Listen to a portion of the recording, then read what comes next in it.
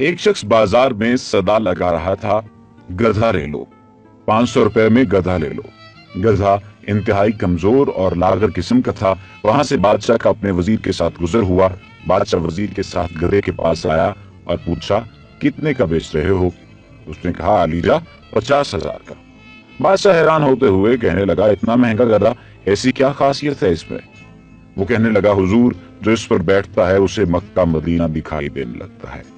बादशाह को यकीन न आया और कहने लगा, अगर तुम्हारी बात सच हुई तो हम 1 लाख का खरीद लेंगे, लेकिन अगर झूठ हुई तो तुम्हारा सर कलम कर दिया जाएगा।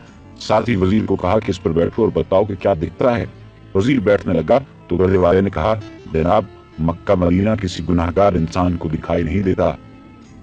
वजीर ने कहा, हम गुनाहगार नहीं, हटो सामने से, और बैठ गया। लेकिन कुछ दिखाई न दिया। अब सोचने लगा कि अगर सच कह दिया तो बहुत बदनामी होगी। अचानक चिल्लाया, सुभान अल्लाह, माशाअल्लाह, अल्हम्दुलिल्लाह, क्या नजारा है मक्का मदीना का। बादशाह ने तजस्सुस में कहा, हटो जल्दी, हमें भी देखने दो, और खुद गधे पर बैठ गया।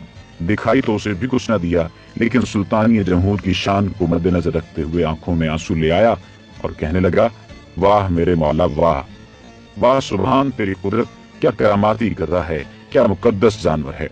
मेरा वजीर मुझे जितना नेक नहीं था, उसे सिर्फ मक्का मदीना दिखाई दिया, मुझे तो साथ साथ जन्नत भी दिखाई दे रही थी। उसके उतरते ही अवाम टूट पड़े, गई गधे को छूने की कोशिश करता, कुछ चूमने की, कुछ उसके बाल काट कर तबर्रुक के तौर पर रखने लगा, वगैरह वगैरह। यही हाल कुछ हमारे समाज में बस रहे कुछ जालसाजों और मक्कारों का है, जिन्होंने दीनी इस्लाहात और दीन के नाम पर फरेब देने का बेड़ा उठा रखा है, और सादा लो अवाम भी अंधे काने बनकर पीछे चल पड़ते हैं।